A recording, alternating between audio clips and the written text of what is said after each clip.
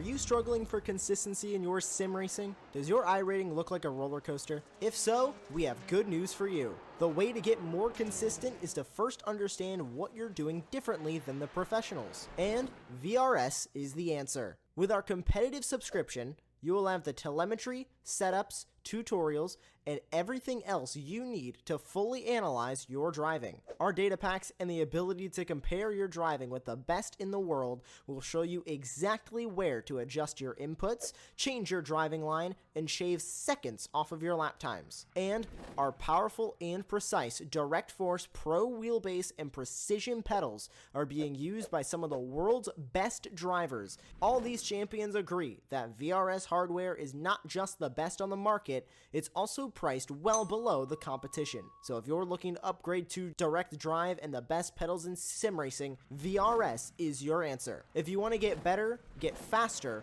and make it happen sooner rather than later, you owe it to yourself to find out why so many people are switching to VRS. You'll be so glad that you did. Visit www.virtualracingschool.com and learn why the best use VRS.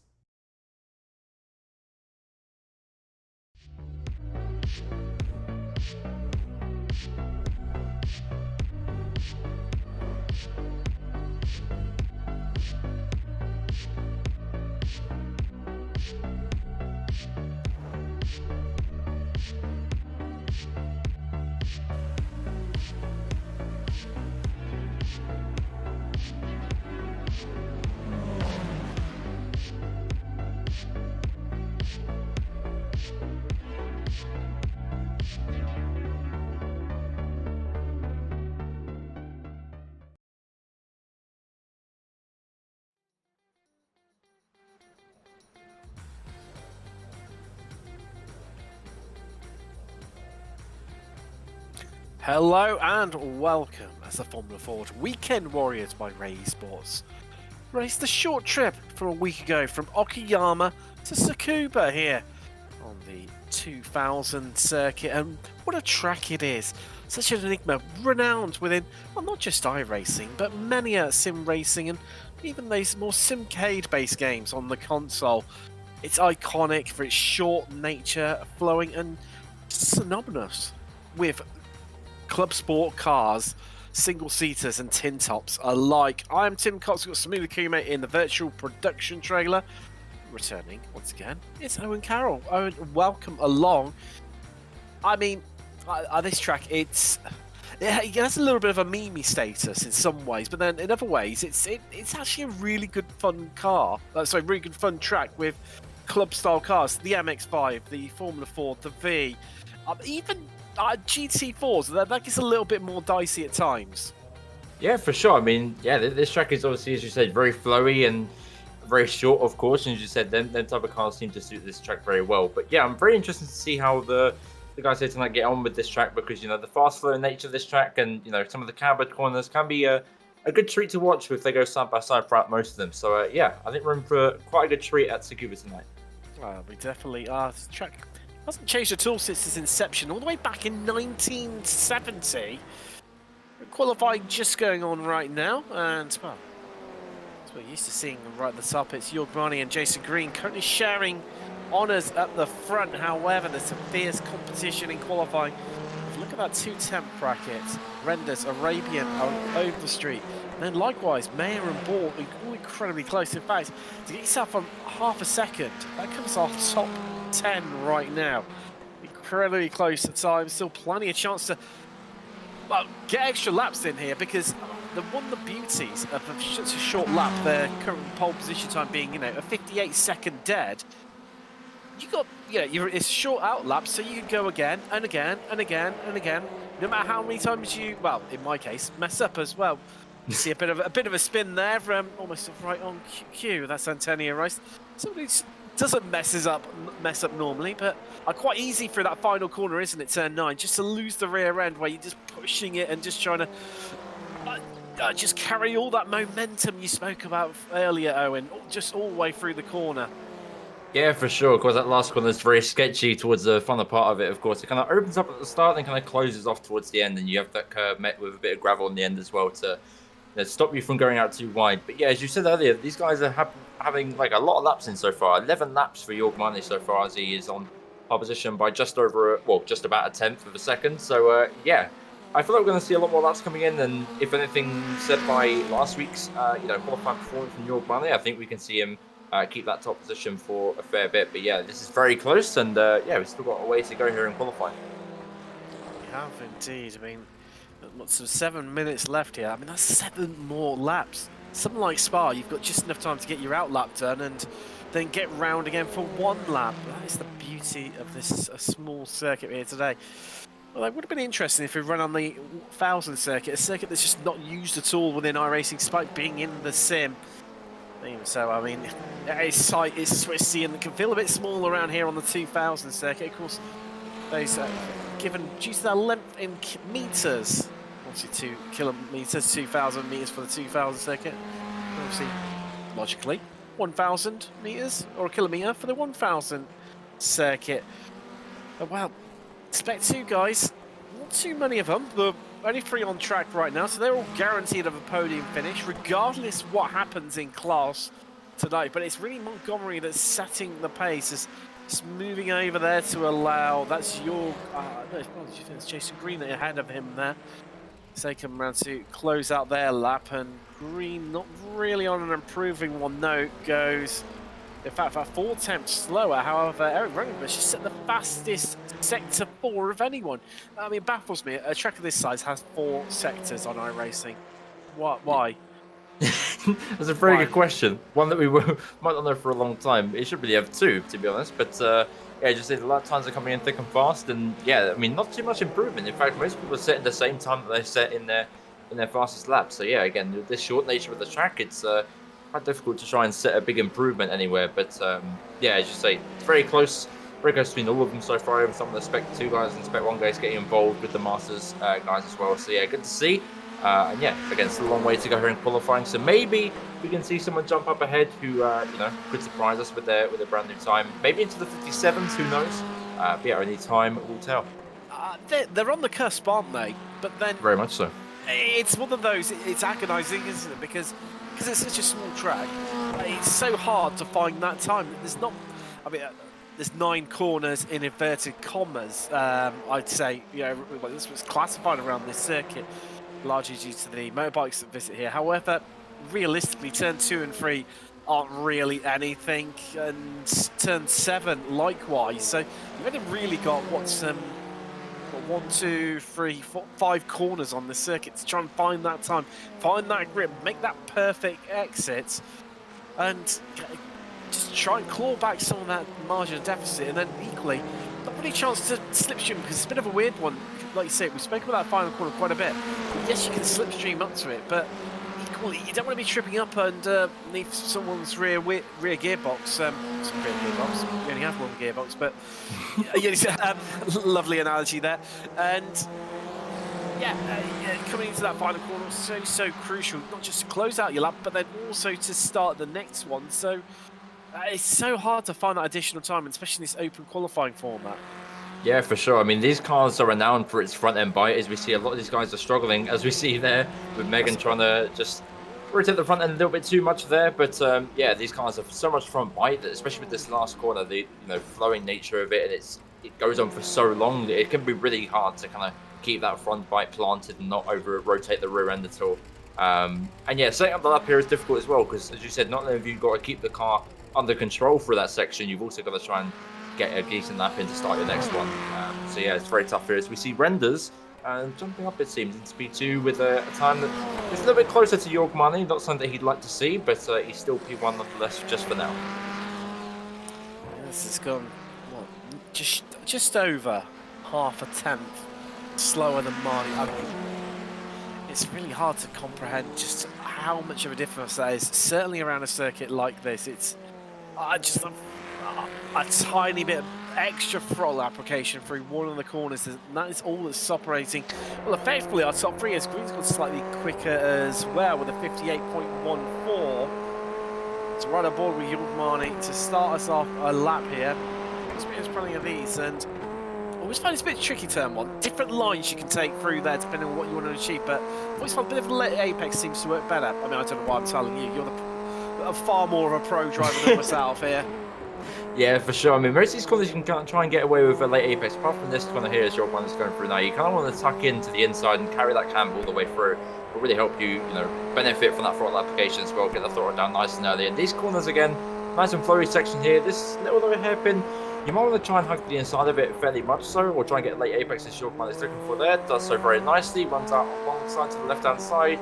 Nice and open out the steering there. As we approach the last corner as well, it's going to be quite hard to kind of keep that front end nice and bit, as I'd like to call it, through, as we see him trying to go for a move in this qualifying lap. He's racing early on. People want to get going with only 2 minutes left to go. It's a nice apex there on the line and gets a little bit held up by the 2.60 car there. It's not really going to help his lap very much. It's not, as we've just had Arabian go second. Well, I mean, look at that. Second, third, and fourth covered by 0.02 of a second. Frightening. I mean, it's going to be fierce and competitive between those top 4, certainly, if qualifying's to go by. I don't discredit a few of the drivers a little bit further down through the field, your likes of your Overstreets, your Reeses, your Ronenbergs too. They'll definitely be in there fighting it out if they get half a chance. And especially if they... it's going to be interesting with this circuit and how the top 4 play this. Whether they work together and work their way through, or they go for something a little bit different. Of course, I mean, Simon Ball, 7th at the moment in qualifying. He's had a victory already this season all the way back at Watkins Glen. Thomas Renders has too. He's currently in 3rd, so still plenty of competitive drivers out there trying to achieve this one. And, well, down it within the final minute. Pretty much those who haven't started a lap now, they're not going to get an additional time in, so this is it, last chance for so many of our drivers, although a few of them are already into the pits of C. Brewster. His last lap was an improvement of 58.69, moving up into 11th place, did the American, as he just rounds into the penultimate corner here at Tsukuba, the hairpin, winds it up. Pick up a bit of a slipstream there from the car in front of him, which is Alan de Garcias. What can Brewster achieve here? Is it going to be an improvement from him? He's only gone really faster in Sector 2, so I don't think there's going to be too much improvement, if at all. 58.69 to beat, and, well, there we go.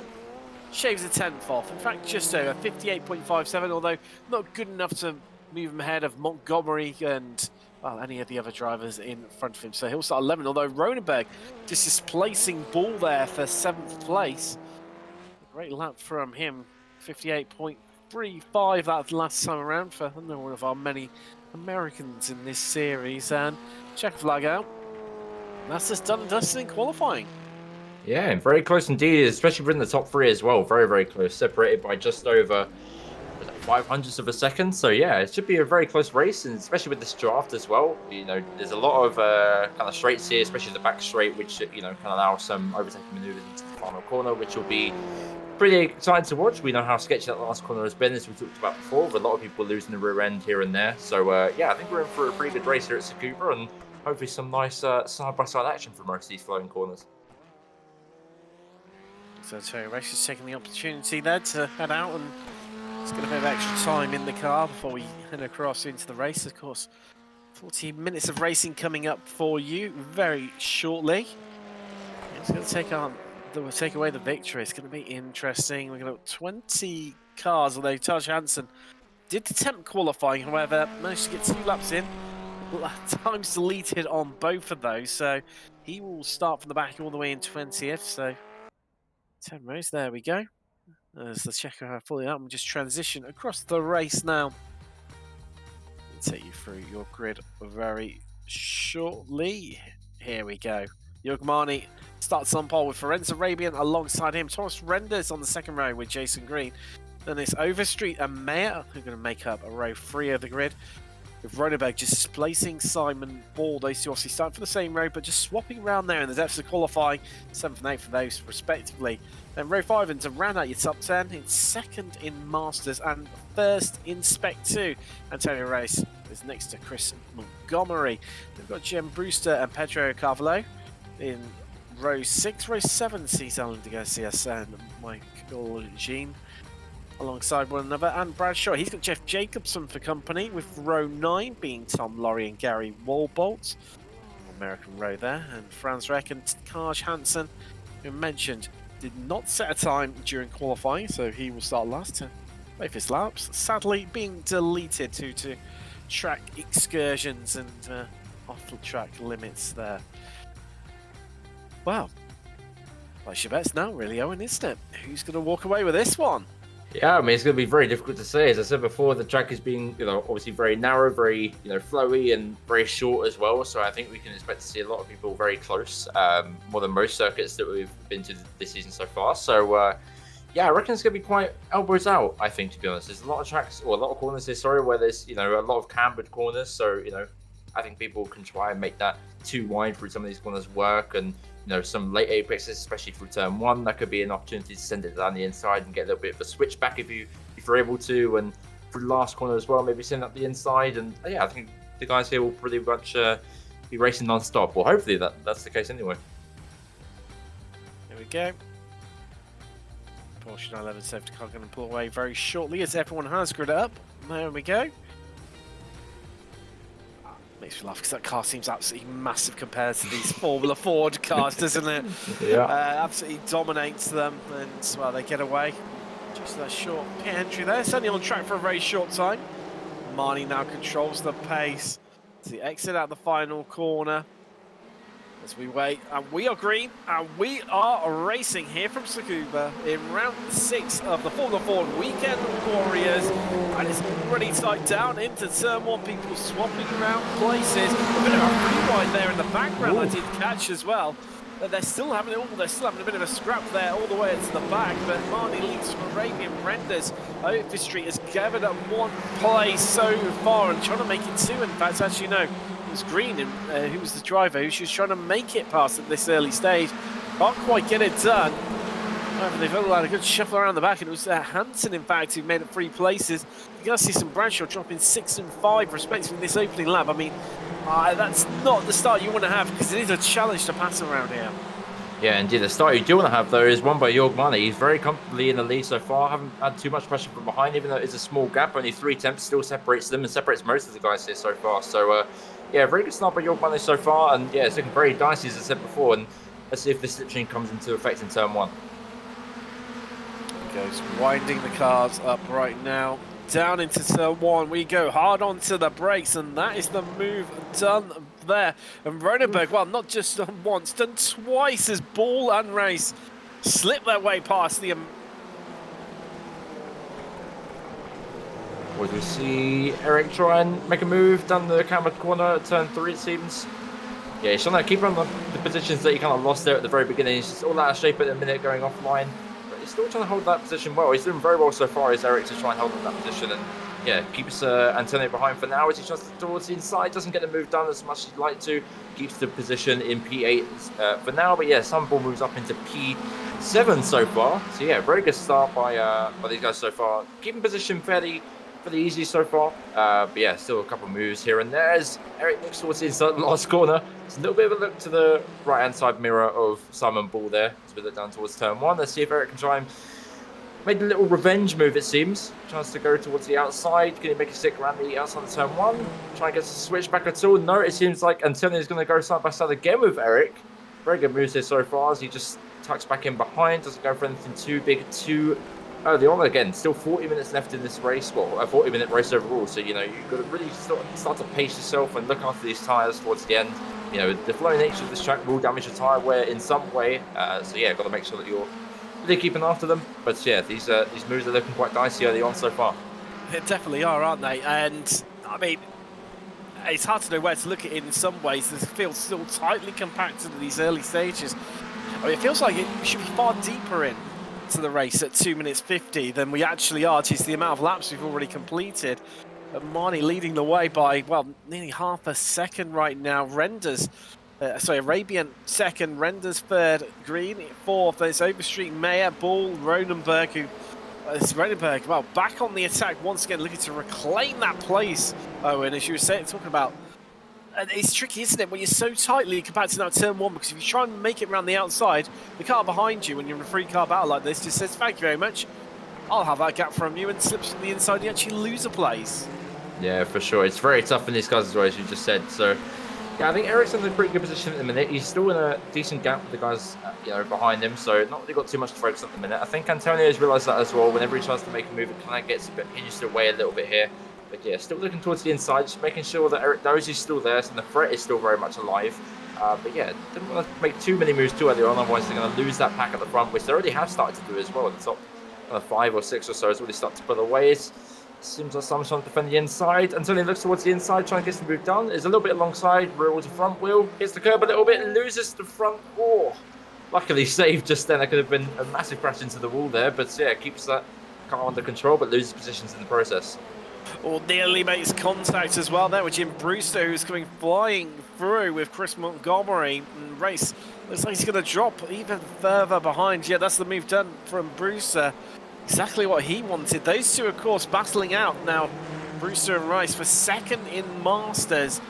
10th and 11th overall between those two. And, I mean, that seemed for Brewster, like all of his Christmases came in at once as Race had that as massive moment. He would have, I'm sure he probably would have clocked it at the relative, and then all of a sudden slips past him, and nearly been a contact there between the pair of them.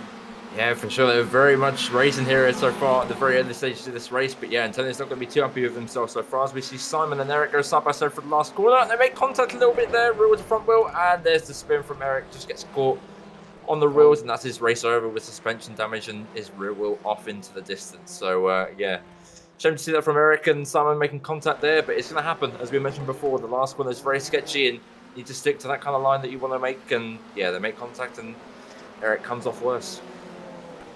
Well, there's a spin in the background there. Who is that? That is Karj Hansen, who had an absolutely storming start from the back. Sadly, all of his hard work undone. Didn't manage to lap in qualifying, so did join incredibly late. So that is why it's a bit ahead of them. Battles are plenty as Laurie going at it with Janae here. I don't know. Oh, Jesus, goes with Gary Wolbolt. No, it is with Michael and Janae Allison. So it's having a bit of a moment there. Those two swapping around, and yeah, just confusing me a little bit as to who it was.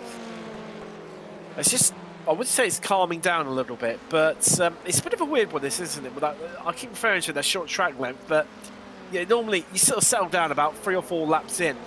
We're already on lap 7, and we're only 6 minutes into the race. I mean, we shouldn't be settling down already in some ways by normal standards, but it's definitely starting to, a few gaps emerging already as well. That's not going to help yourself at all there, Tom Laurie, is definitely losing the place there to Michael Janae Nelson.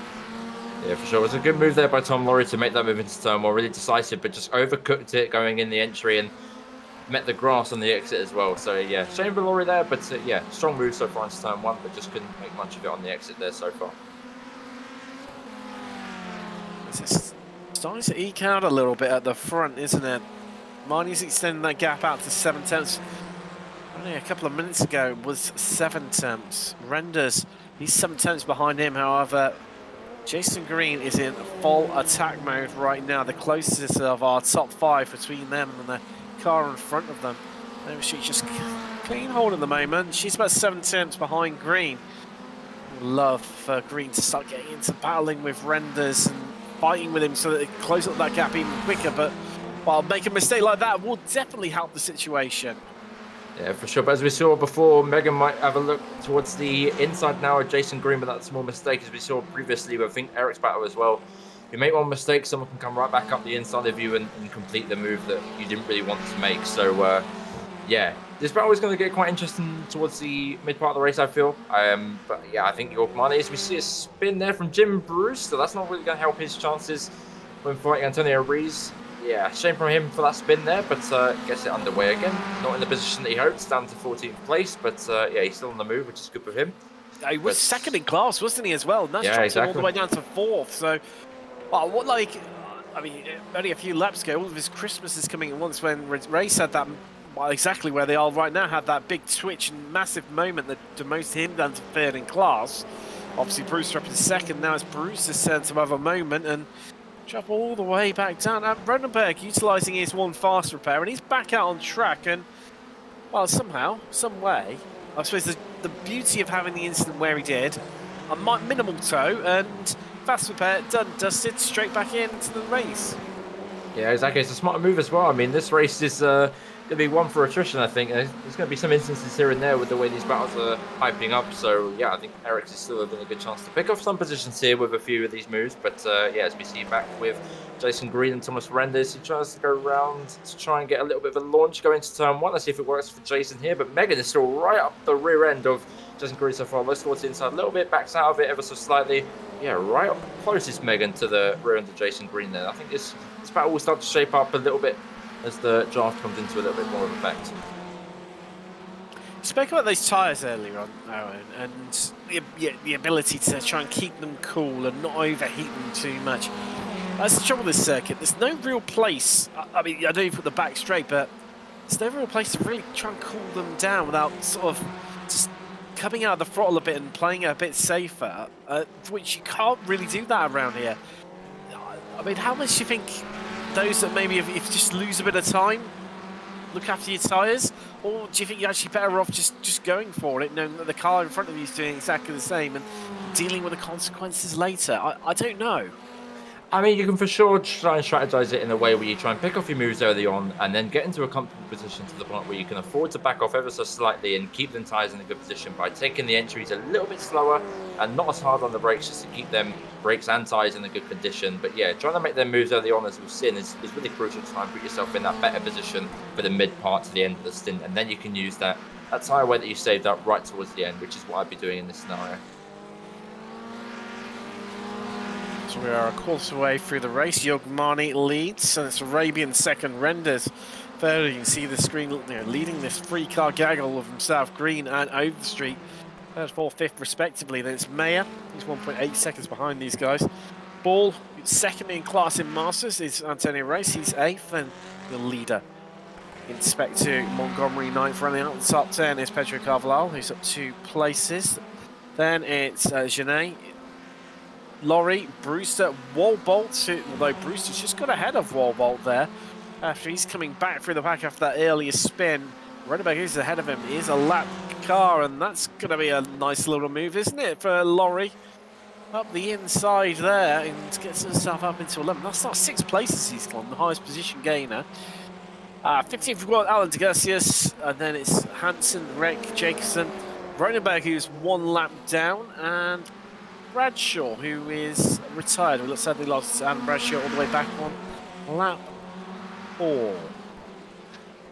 Yeah, going back on that move with Tom as well, it's he's going to be very happy with himself after making that move at turn 1, going off into the grass and losing a lot of time to Michael beforehand. So yeah, he's going to be quite happy that he's been able to regain that pace and get that move back again. So that car, Tom Laurie's car seems to have a lot of pace in it, as we see him trying to move forward after that move from Michael G. Nelson as well. But yeah, I think he's one to watch, especially for the end, to try and move up them positions and try and get a win in this class.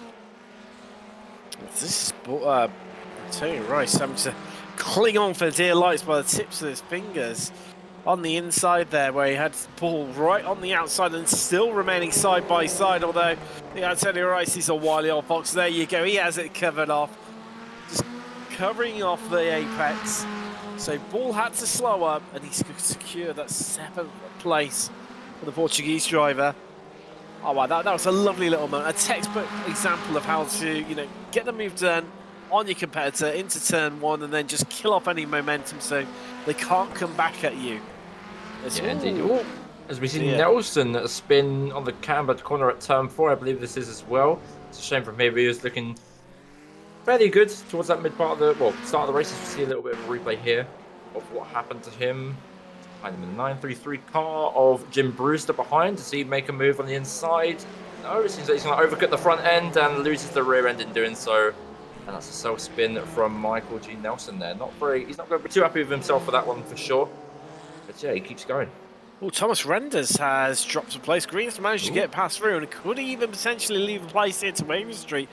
It's looking incredibly racy. Can sense that Renders is maybe just out of his bit of rhythm from losing that place to Green. Now, it's what Green can do. They've dropped a lot of time to our top two of Marnie and Arabian, and Green right now has got to show that he can just pull away, just try and desperately get away from the clutches of Renders. Although, I mean, sometimes it's easier to follow than be the one being followed. Yeah, for sure. I feel like Jason's not really worried too much about the pressure of Thomas behind. He's already made a 5-10 gap so far from that move. So yeah, he's off on the charge for the front two so far. Yeah, it seems like he has the pace to do so. So we see Thomas just go a little bit wider. Megan looking towards the inside, but we can carry that momentum through to turn 1.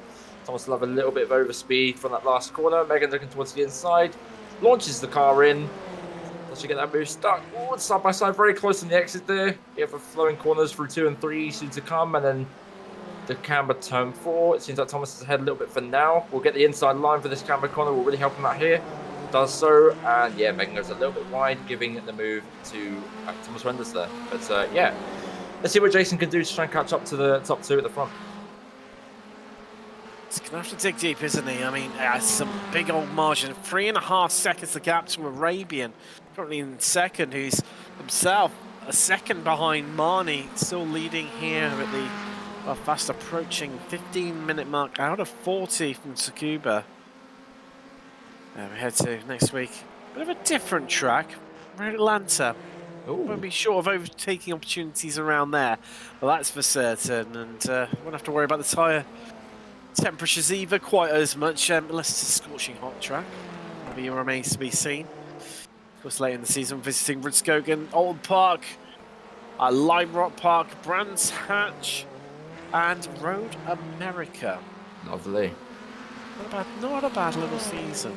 Not a bad one at all, but still a long way to go before, well, pretty much at the halfway stage, aren't we now? Week 6 out of the 12. As we start to get down to the business end. You know, these newscasts, people starting to find their feet with them. Last time I have just wanted to find your feet with them. Seeing that gap has shrunk a little bit between Arabian and Marnie. Arabian did set the new fastest lap of the race of 58.19. That is the time to beat. And equally, I'll tell you, I think he's actually got away ever so slightly. Yeah, I think he's increased the gap over Green in third. It's right about 3.5 seconds, now up to 3 3/4 seconds. Yeah, they're both on the charge, it seems, as well, as we see, you know, Arabian take another fastest lap as well by like only 1/100th of a second, now we're 58.18, not far away from the Q times that we saw, obviously being only a 10th quicker. So, yeah, he's on the charge to try and catch up to York Money. But yeah, Jason obviously trying to get that momentum building, but he's only done the 58.32, not as good as obviously Arabian's 58.18 and York Money's 58.27, as York Money actually takes the Sector 2 fastest time as well. So yeah, these guys are trying to cook up something in the oven to try and build that momentum away from Green. They've probably seen the pace that Green's got and probably think they don't want much of that business. So yeah, they're definitely on the charge to try and get some momentum built for the top 2. A little bit skatey there, feathering the throttle is Marnie as Arabian hunts him down. They come across the line. Well, it's a new fastest lap from Marnie. Ooh. A new personal best, or at least equaling from Arabian. You said they're really pushing it, but they just, it looks like Arabian just taking a big chunk of time out into turn 1 over Marnie, and I suppose having that bit of a buffer, Marnie's got the control of this race, hasn't he? Back somewhere off camera, Overstreet is made it past Renders. Oh, looks like Renders is off. But it's the same thing we saw with Jim Brewster before, where he lost it on the entry. Let's have a look. See a replay. Yeah, it seems like it's going to be a self-spin. No one else around him to cause him to spin him other than himself. So let's have a look. Is it similar to what we saw before? Just a little bit more wide, but yeah, just... Oh, dear. That's a big hit on the suspension. I'm very surprised that Megan's still able to continue. That's a big hit on the right front suspension of Megan there. But yeah, they're able to keep on going, and the car seems to be in a stable condition. But I know, as we see Thomas pitting for, I believe, a repair. Both of them do, in fact. Maybe it's wise. They're well inside the pit window here at Tsukuba. So coming in a little bit earlier. It looks like, that's Ronenberg in the pits too, although he's been stationary for a while. So that could be the car parked and his afternoon done and dusted. Let's wait for Renders and Overstreet head in. Where are they going to come out? And also, what sort of traffic are they going to come out into? That's a bit of an interesting point. There's Alan Garcias ahead of them. So Overstreet out first, although she did come into the pits first, so that would make a bit of sense. And Speaking of the traffic, there it is. Franz Reck just ahead. Well, he squeezed the outside. Overstreet knows she's got to get the move done early. There we go. I didn't feel work too hard for it, of course, but yes, Thomas Renders comes out quite far behind, actually, further than what we saw when into the pits compared to Megan. But yeah, I mean, they get the pit stop done and out the way with, so let's have a look at where they come out compared to the rest of them when they start making their pits. But yeah, obviously a shame for Renders to have that little bit of a mistake. Very similar to what we saw with Jim, but obviously just was a bit wider, so I came back on the track and straight into the suspension of Megan Overstreet there. This shows just what it comes down to in terms of practicing your pit entries and exits.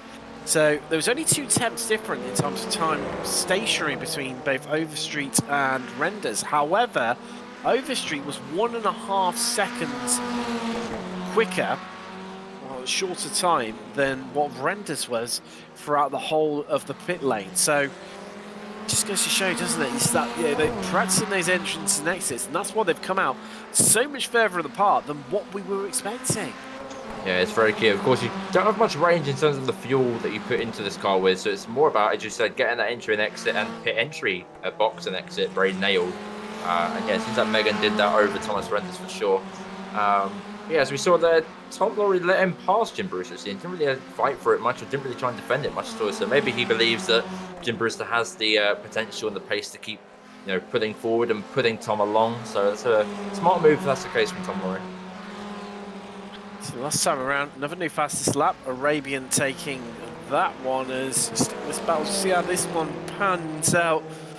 And like you say, Lawrie seems to give that one relatively easy to Brewster, but then Lawrie straight back on it and like he's getting stuck in and trying to fight this one out. Yeah, indeed. It seems like what's the gap they got ahead of them? So they got like a very big gap actually, very big gap of 6 seconds in front of them. So maybe yeah, Jim is thinking about the long game here. As we see the interval screen there, yeah. So a big gap in front of them. So maybe they're just thinking to try and catch up to the rest of them ahead and see what they can do towards the later part of the race here. But yeah, as you mentioned before with Arabian, getting very close to the end of Real One here. In fact, 0.4, now 0.3 is the gap now between both of them. And yeah, they're really trying to stick it up between them both, trading fastest laps, and they have both the fastest lap shared of 58.10. So yeah, it's very close to them two as well, as we see them two get very close as well in Jim Brewster and Tom Lawrie. Funny enough, I was waiting for you to finish your point, and then you beat me to it over the whole Arabian and Marnie battle. I've just been sat there, you know, watching them. They see what they do. Like so many of the drivers, where they're far stronger in one part of the circuit, the other driver's weaker, you know, faster in the other, and the times, it's like an accordion. It closes up, it contracts, then it expands again, in and out those gaps. It's like we're seeing there between Brewster and Lawrie, but here are our top two, and it's close right down to 4 attempts, and starting to feel the pressure maybe a little bit is Marnie. Although having said that, this lap time last time around just ever so slightly quicker. This is realistically more, you know, the work here is for Arabian to do, not necessarily for Marnie. We know how tricky it is to pass around here. As Montgomery into the pits. Reck is just exiting the pits after he's visited in as Franz Reck. There goes your leader in Spec 2, Chris Montgomery, although Tom Laurie's going to now take control of that one. Him and Gary Wolbolt still remaining out on track at this stage of the race. And they're still going at it with one another, aren't they? Look at them. Yeah. Not willing to give an inch. My point earlier with, you know, trying to follow them through and trying to let the faster guy kind of lead you on through with that slipstream as well, doesn't really seem to be that playing too much into effect right now. The gap doesn't seem to have changed much with Brewster and Carvalho here. So yeah, I don't really know what Tom Lawrie is going to be thinking about this point. He might be thinking to kind of box early and use that little pace advantage you have and try and get a clean track to build that momentum, or he may try and fight this one on track, as we see Jim making a pit entrance. He ducks towards the inside. Might be trying to defend from Tom Lawrie here, who stays to the outside line. Round the final corner we go. Does Tom Lawrie hold it? He does. They're still side by side. As we see a nice exit there from Tom Lawrie. Jim still stays ahead, but see if we can get Tom Lawrie to get the switch back at turn 1. To go down the inside. Oh, we cut away from C. No, we don't. No, we don't. As we see Jim still on the inside. Tom Lawry not doing much to kind of get that cut back done. He loses it on the curb and goes into the wall. I think that should be fine. His car should still be okay with the suspension, but yeah, not going to be very happy as Tom Lawry there. 2 mistakes made on the exit of turn 1 now for him. So yeah, shame to see that. He might be thinking it's now time to box and try and get whatever damage that might be there on his car fixed and take his pit stop right now. Low fuel, just really pushing it. Went for a move and, well, wasn't quite that. Absolutely epic racing, though, between both Lawry and Brewster. Neither giving each other an inch and side by side for, well, half of the track nearly, it seemed, here at Tsukuba. Great stuff from those two Americans. Well, know each other well from the series, and yet again, providing great entertainment as Lawry electing to spot that spin to carry on going again, clearly feeling the car is okay. This stage of the race, so we're well over half race distance now, 24 minutes out of the 40 complete. That gap shrunk again, hasn't it? It's down to 3 tenths and closing as Arabian tucking right up behind Yorgmani. And just, it's interesting watching. They've both, I mean, as you mentioned, both sharing the fastest lap but exactly the same time. But they've both got very different ways of attacking the circuit, different lines, although I do feel maybe it's a little bit of a more of a defensive game. And certainly for the first time in this race that Marnie's having to employ right now. Yeah, we'll definitely start feeling the pressure, seeing that gap really close up compared to the last few laps now. As you see Arabian, as you said, different lines taken and the gap kind of ebbs and flows here and there in this track. And it seems like Yorgmani has the bit of advantage at the start to mid part of this track, but it seems like Arabian has that better advantage towards the end of the lap as well. So that may come into Arabian's favour when he tries to pit, you know, really use that momentum to try and build up on the last part of the track here. But yeah, that gap has just increased again by another 10th. So yeah, ebbs and flowing all the way, but yeah, definitely Yorgmani will start to feel a little bit of pressure creep in as he sees that purple car right up the rear end. It's just a little bit changing around as well. Overshoot's got past Alan Tagasius for 10th place. Sinead's into the pits as well. Oh, is onto the... Well, he started, you know, at first he was just looking at the front door. Now he's starting to have a good knock at it, is Arabian. And just dipping his toes in, testing the water. If I just put my nose in, let's see how Yorgmani reacts to this. And, well, I think Arabian just... I mean, that's the beauty here. You've got numerous times to try it with this short lap time. Just keep going at it again and again, like a dog with a bone.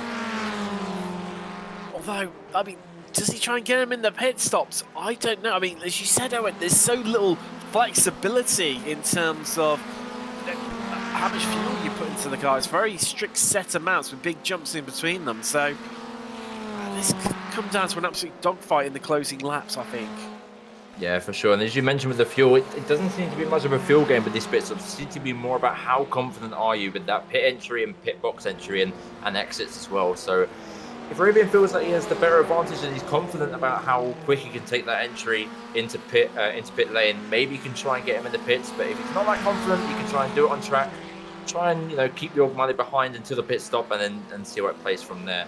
But he definitely has the pace, I think, a little bit at this stage, just over Yorgmani a little bit. I mean, his last lap not showing too great, but he definitely has the momentum in the final part of the sector. So maybe he can use that advantage to try and get out in clean air and hopefully have a better Sector 1, Sector 2, and yeah, see if he can try and make that momentum outside the pit lane. I mean, surely Arabian's got to have the better tyres. No, other way around. Marnie's going to have the better tyres, where he hasn't had to push anywhere near as hard as Arabian has been in recent laps to close the gap down, try and hunt down Marnie and just ask those questions. The Swiss driver, although they are starting to encroach on a little bit of traffic. They have lapped so far everyone up into and including Walbolt in 14th, who is at 4 places. Not as good as Tom Lawry's at 8 currently, but those drivers yet to start. Top driver that has stopped, you see on the screen right now, that is Overstreet. He's just 3 tenths behind Lawry, and I think this could be the move done. Well, a little bit deceptive there from the camera angle. I thought she was really closing in. It was going to make a move there into the final corner. Elected against it. And I tell you what. It's very close. Yeah, I can hear your sharp intake of breath. I'm definitely feeling it as well right now, Owen. As here we go, look at the inside. And there we go. Laurie just makes it easy. Swoops outside, looks at the late apex, and just to carry that momentum on and going. Overstreet through. It's probably hammer time for her right now. Yeah, we saw Tom not defending it too much again, similar with Jim Brewster as well, but what really his plan is at this minute in time. I mean, obviously we saw he let Jim go at turn 1, similar thing what happened now with Megan, but he tried to let Jason try and, I think we saw it was Brewster try and, you know, build up that gap towards the front end, but yeah, since that Megan is able to really building a gap compared to Laurie now, so yeah, maybe Laurie's done the sensible thing and letting her go and try and feed off the slipstream of her gearbox. Further up through the field. Here's Renders. Going to be going for him. That spin and then that contact with Overstreets, and the way he came out, obviously lost that second and a half in the pit lane. Helping him, he's up the inside there. That's Parcel and Gasius, although that got a bit tight for comfort between the pair of them. Breathe in, everyone. Although Renders is now ahead up into 11th. I mean, whopping 3.2 seconds now behind Tom Laurie, who's currently in 10th. And equally, I mean, just goes to show, came in literally half a second, 3/4 of a second behind Overstreet at the pit stops. Since then, there is a gap now of, what is it, 6 seconds? Yeah, that is big. Yeah, between Renders and Overstreet. Overstreet's really been able to open that one up. However, to reach the half-an-hour mark, 10 minutes left to go here from Tsukuba. How late are these lot going to leave it? That's the question. Yeah. Wow, maybe this is the answer. Oh, maybe yeah, this is the answer. York Money comes in, Arabian stays out, so let's have a look at the pit entry here from York Money, see how quick it is.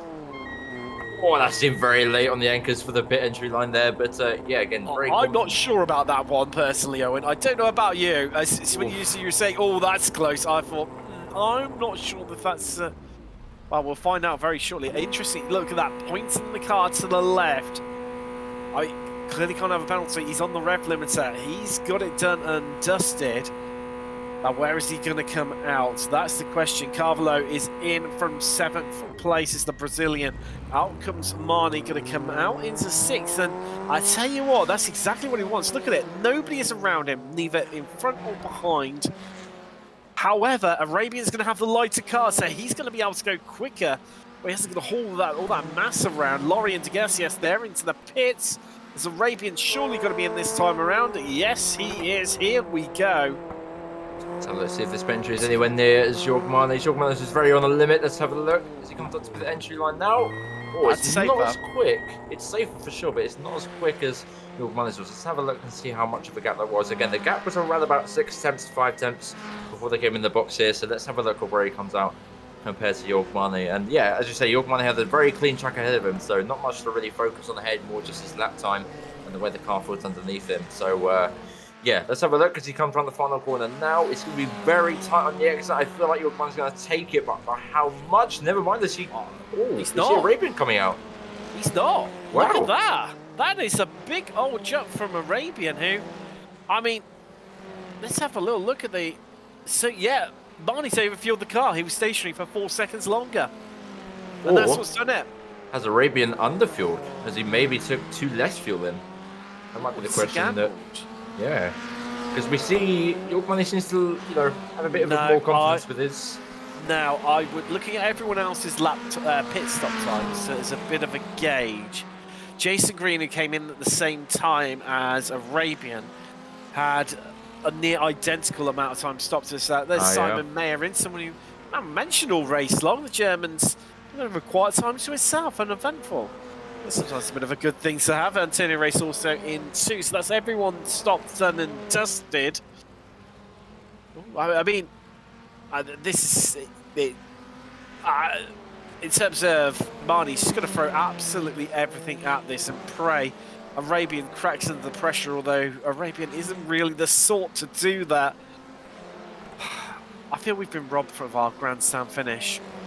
I wouldn't be so sure for now because, you know, looking at most of the lap times beforehand, I saw that Yorkman had a little bit of an advantage here and there over Arabian. So, yeah, I think this might go fairly close. If a bit of traffic helps out here and there, I mean, the gap is still 1.4, so that is, you know, a gap that can be closed up. We saw it before with the opposite way around at the beginning of the race. It was around about 1 second, then closed up to 2 tenths, and spread out again 6 tenths. So it has been ebb and flowing, as we've mentioned before here and there in this track. So I wouldn't call it the very end so far. There might be a mistake made by Arabian or Marnie really turning up the heat and giving it a proper old hammer time towards the end.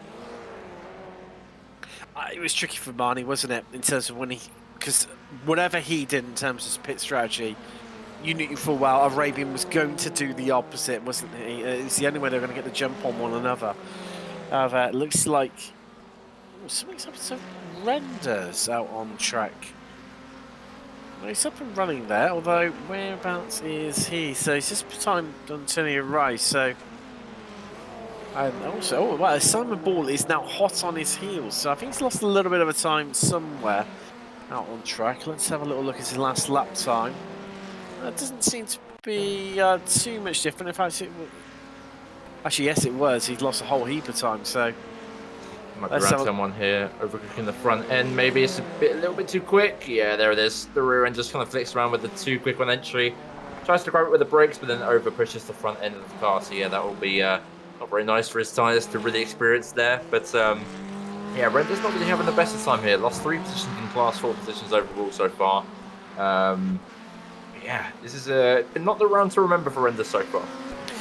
It put in such a strong qualifying performance to the Dutchman as well. I think that's the gutting part for me.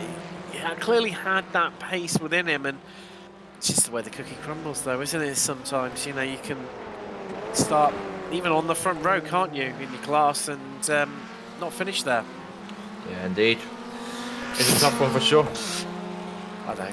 I feel your pain, mate. As much as I'm mocking you slightly. Yeah.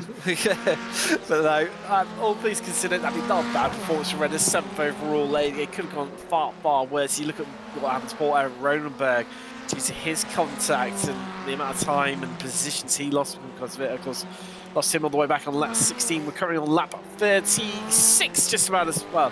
That's about to complete lap 36 and on 37 right now. And of course, Bradshaw, the other retirement we've had so far, lost him all the way back on lap 4. And, well, if we wondered if that gap was going to close up or what was going to happen, Ravens just set the new fastest lap of the race of 58.06, a win. Oof. Yeah, it looks like my prediction wasn't as clear cut as I thought. I mean, I'm pretty sure that's very close to the qualifying time that Jorg Mane set. So, yeah, he's definitely turned up the heat now and really pushed away. Well, actually not pushed away that much. It's only still 1.5, but... In answer to your question, it's actually faster than qualifying time. It was 58.074.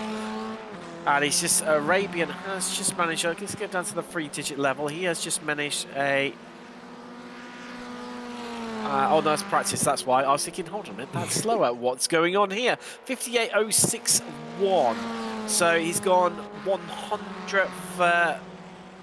faster.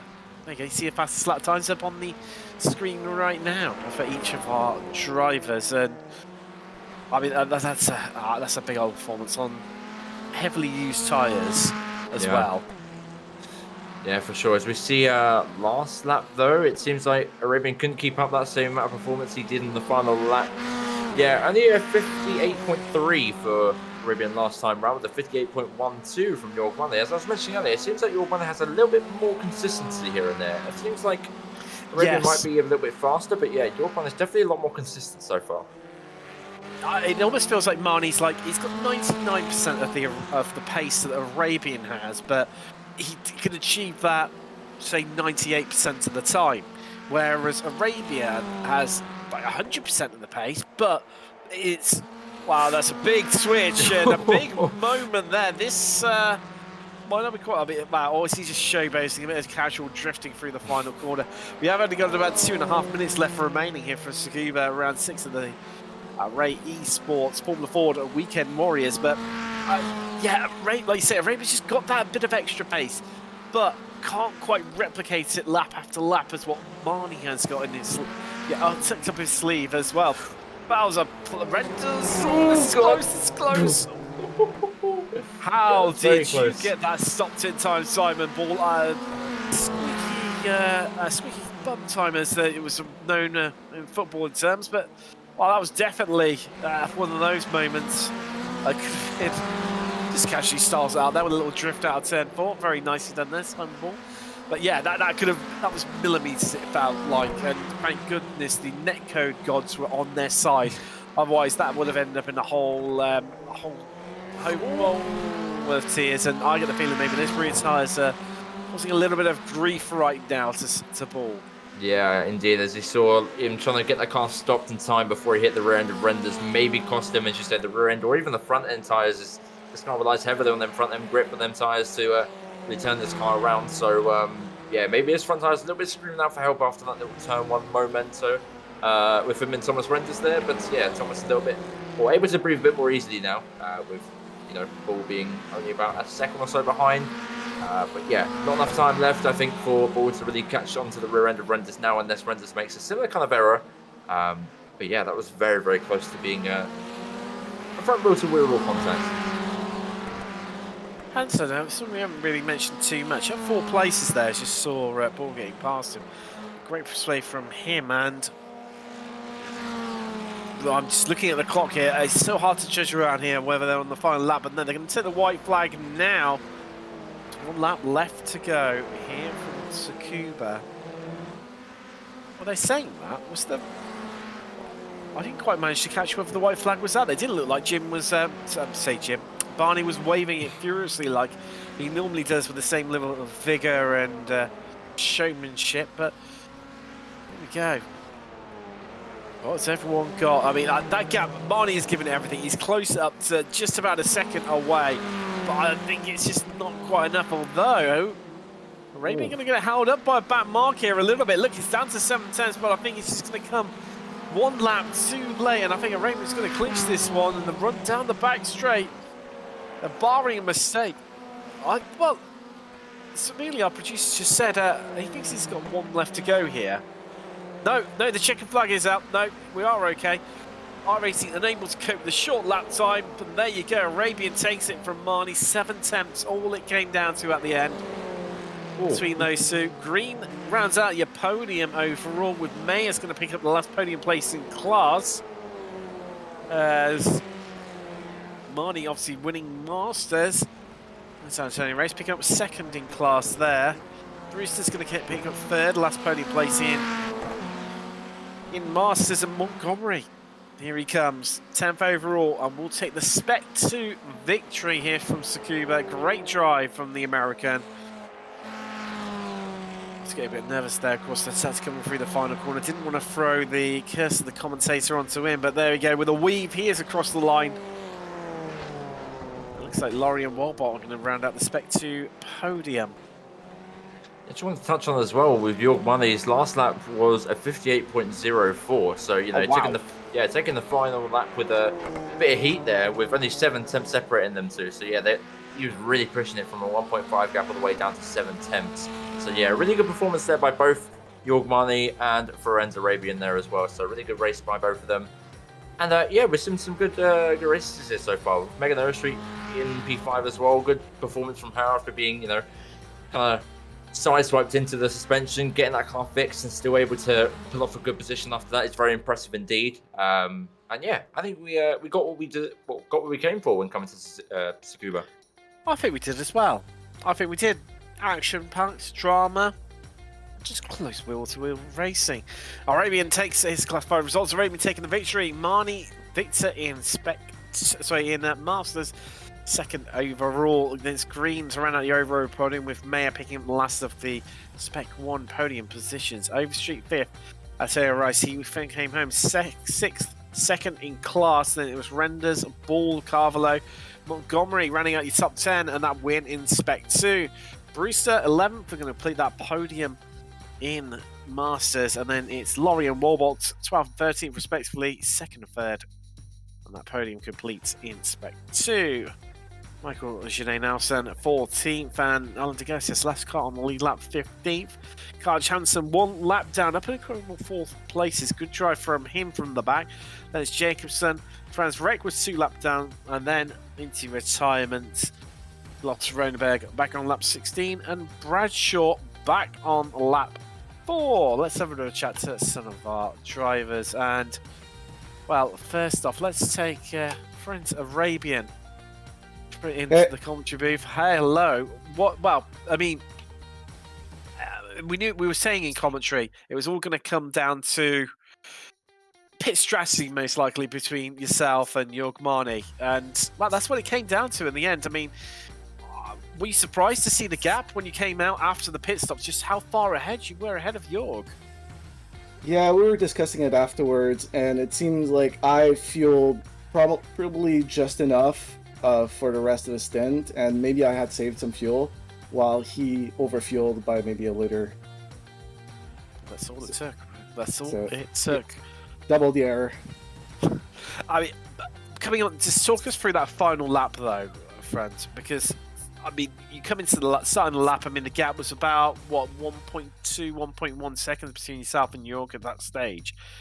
Then towards the end of the lap, you know you're coming up. You can see, I'm sure, on the horizon, certainly on your relative about marker.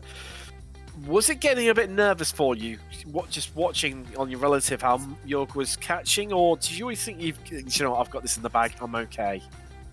Well, I was looking at the overall time, and I knew that if I would keep a steady pace of like 58.2, I would have enough of banked time. Unfortunately, obviously, there's always back markers, and luckily we have a great group, and you know they let you buy as early as possible.